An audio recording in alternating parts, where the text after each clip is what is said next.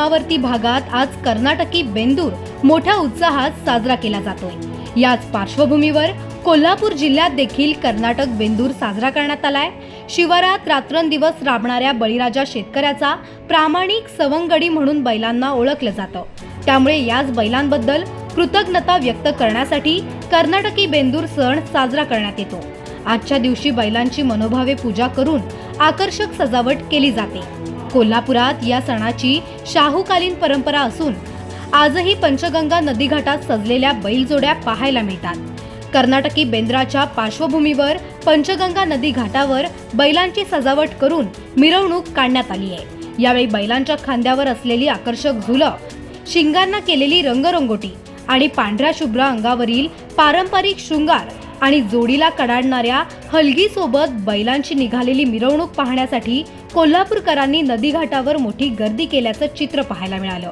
दरम्यान जिल्ह्यातील घरोघरी सुद्धा बेंदूर सण साजरा करण्यात आलाय। शिवाय शेतकऱ्यांनी आपल्या बैलजोडींची मनोभावे पूजा करून बैलांबद्दल कृतज्ञता व्यक्त केली आहे। छत्रपती शिवाजी महाराजांनी शाहू महाराजांना मंगळ करून आपल्या कोल्हापूरमध्ये बेंदूर हा सण अत्यंत उत्साहात आणि जमावदार साजरा केला जातो। आजच्या दिवशी त्यांना आंबे हवेत वगैरे त्यांचे खांदे उतरले जातात। वर्षभर कष्ट करून त्यांचे खांदे दुखत असतात, थांबतात। वर्षभर त्यांचे खांदे करून दुखत असतात, मग ते आदल्या दिवशी त्यांना चोळले जातात, खांदा उतरला जातो।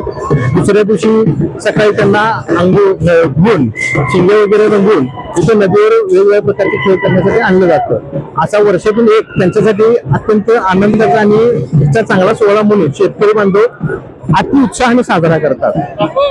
त्यामुळं भरपूर प्रमाणात इथे बरेच शेतकरी असे आहेत की जे बैलांची हौस म्हणून वर्षातून वेगवेगळ्या प्रकारचे त्यांना सजवणे गजवणे त्यांच्यासाठी वर्षभर आपल्यासाठी ते वर्षभर कष्ट करतात। मग एक दिवस त्यांच्यासाठी का काढू नये या उद्देशानं ते आपल्या इकडे आणून त्यांची त्यांचा सण साजरा करतात। त्यांची हौसमौज केली जाते बैलांची। इथे डोंगर फिरवणे, शर्यतीला जे लागतात म्हणजे त्या पद्धतीने बैल बुजवणे, गाडीच्या मागून पळतो, गाडी मागून पळवणे, गाडी वाजवणे, गाडीला वाजवून बैल बुजवणे, म्हणजे थोडक्यात ती गाडीवरती बैल जाणे, अंगावरती जाणे, हे शर्यतीला जे वापरलं जातं चाकणं, त्या प्रकारे आता सुरुवात केली जाते बैलांची अशी वर्षातून एक वेळा। आणि सरकारने आता त्याच्यावरील बंदी उठवून म्हणजे शर्यतीवरती बंदी उठवून एक प्रकारे शेतकऱ्यांच्या वरती अत्यंत चांगला प्रसंग आणून दिलेला आहे। त्यामुळे शेतकऱ्यांचा अति उत्साह झाला आहे। वेगवेगळ्या प्रकारचे बैल आपल्याला इथे बघायला मिळतात, जातीवंत बैल बघायला मिळतात। ज्यावेळी शर्यती वगैरे असतात त्यावेळी बैल शेतकऱ्याचं नाव सुद्धा घेतो आणि मालकाचं नाव अत्यंत मोठ्या प्रमाणात करून घेतो। मोठ्या प्रकारनं सण चालाय आणि लक्ष हे नाव आहे त्याचं।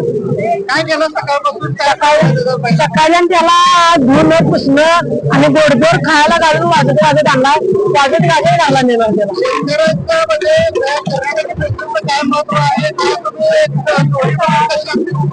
म्हणजे भावाचं नातं असतं शेतकऱ्यांसाठी, भावाचं नातं मोठं नातं असतं।